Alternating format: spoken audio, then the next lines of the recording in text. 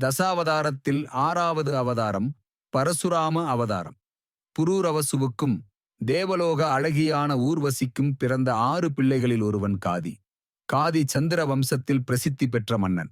காதிக்கு சத்தியவதி என்ற மகள் இருந்தாள். அவளை ரிஷிகன் என்ற பிராமணன் திருமணம் செய்து கொள்ள விரும்பினான்.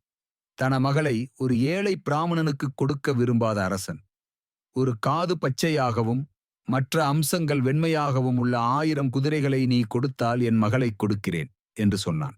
ரிஷிகனால் அதை கொண்டு வருவது முடியாத காரியம் என்று அரசன் நினைத்தான்.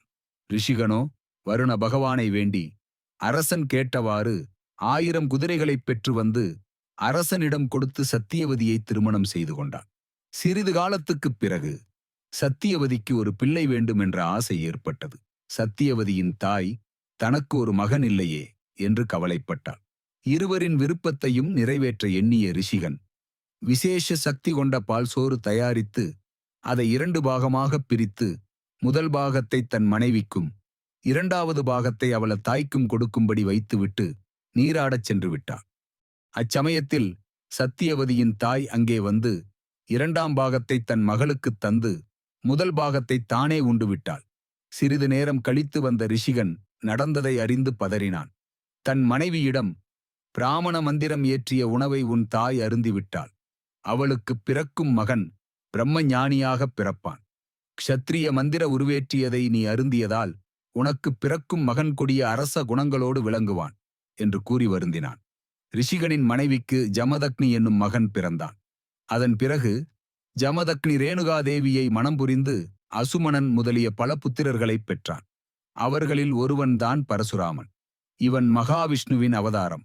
பரசுராமன் தன்னை பலம் மிக்கவனாகவும் தனக்கு நிகர் யாரும் இல்லை என்றும் எண்ணி பூமியை 21 முறை வலம் வந்தான்.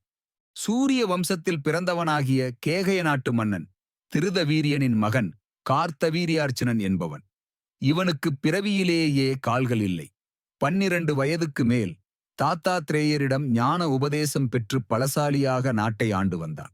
கார்த்தவீரியார்ச்சுனன் ஒருமுறை காட்டுக்கு வேட்டையாடச் சென்றபோது அவனுக்கும் அவனது படையினருக்கும் கடும் பசி உண்டானது. அப்போது ஜமதக்னி முனிவர் தன்னிடமிருந்த காமதேனு என்னும் தேவ பசுவின் உதவியால் அவர்கள் அனைவருக்கும் அறுசுவை உணவளித்தார். மன்னன் என்ற திமிர் படைத்த கார்த்த வீரியார்ச்சுனன் காட்டில் வாழும் முனிவருக்கு காமதேனு தேவையில்லை, ஆகவே அதை எனக்கே கொடுங்கள் என்று கேட்டான். முனிவர் மறுக்கவே மன்னன் அந்த தேவ பசுவை பலவந்தமாக தன் நாட்டுக்கு பிடித்துச் சென்றான். அதை அறிந்து கோபம் கொண்ட ஜமதக்னியின் மகன் பரசுராமன் கவசம் அணிந்து வில்லையும் கோடரியையும் ஏந்திக் கொண்டு விரைந்து சென்றான். தனியாகவே வீரத்துடன் போராடி மன்னனின் தலையை வெட்டி வீழ்த்திவிட்டு காமதேனுவை மீட்டு வந்தான். இதையறிந்த ஜமதக்னி முனிவர், அரசனைக் கொன்றது ஒரு பிராமணனைக் கொன்றதை விட அதிக பாவமான காரியமாகும். அதனால் அப்பாவம் தீர நீ யாத்திரை செய்து வருவாயாக என்று கூறி அனுப்பி வைத்தார். அவ்வாறே பரசுராமன் யாத்திரை சென்று வந்தான்.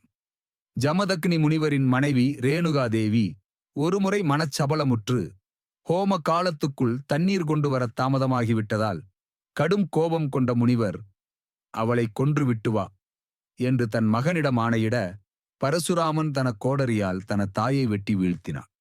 மகனே, உனக்கு வேண்டிய வரத்தைக் கேள் என்று தந்தை கூற, பரசுராமன் அதற்கு, என் தாயாரும் சகோதரர்களும் பிழைத்து எழ வேண்டும் என்று கேட்க முனிவரும் அவ்வாறே அருள் செய்தார். தாயும் சகோதரர்களும் மீண்டும் உயிர் பெற்று எழுந்தார்கள். தன்னுடைய தந்தைக்கு இவ்வளவு சக்தி அவரது தவ வலிமையால் தான் கிடைத்தது என்று எண்ணிய பரசுராமன் தானும் தவம் செய்ய காட்டுக்குச் சென்றான். அந்நேரத்தில் கார்த்தவீரியார்ச்சுனனின் புதல்வர்கள் பரசுராமனை பழிவாங்க நினைத்து பரசுராமனின் தந்தை ஜமதக்னியின் தலையை வெட்டிவிட்டனர். அதை பார்த்த ரேணுகாதேவி அலறினாள். அவளது அழுகையொலி கேட்டு பரசுராமன் கடும் கோபம் கொண்டு கோடரியை ஏந்திக் கொண்டு கார்த்தவீரியார்ச்சுனனின் புதல்வர்களை வெட்டி வீழ்த்தினான். அத்தோடு கோபம் தீராமல் 21 தலைமுறைகள் க்ஷத்ரியர் வம்சம் தழைக்காமல் இருக்க அவர்களை நாசம் செய்வேன் என்று சபதம் ஏற்றான். பின் தந்தையின் தலையையும் உடலையும் ஒன்று சேர்த்து அக்கினியில் சம்ஸ்காரம் செய்தார். ஜமதக்னி முனிவர் சப்தரிஷி மண்டலத்தில் நட்சத்திரமாக பிரகாசித்தார். பரசுராமன் தான் செய்த சபதப்படி 21 முறை உலகை வலம் வந்து க்ஷத்ரியர்களை வதம் செய்து பூமியை முழுவதும் கைப்பற்றி காசிபர்க்குத் தானம் செய்துவிட்டு மகேந்திர பர்வதத்தை அடைந்து தவம் இயற்றிக் கொண்டு வருகிறார். அவர் இப்போதும் உயிர் வாழ்வதாக புராணங்கள் கூறுகின்றன. அவர் சாகாவரம் பெற்றவராகையால் அவர் சிரஞ்சீவிகளுள் ஒருவராக கருதப்படுகிறார்.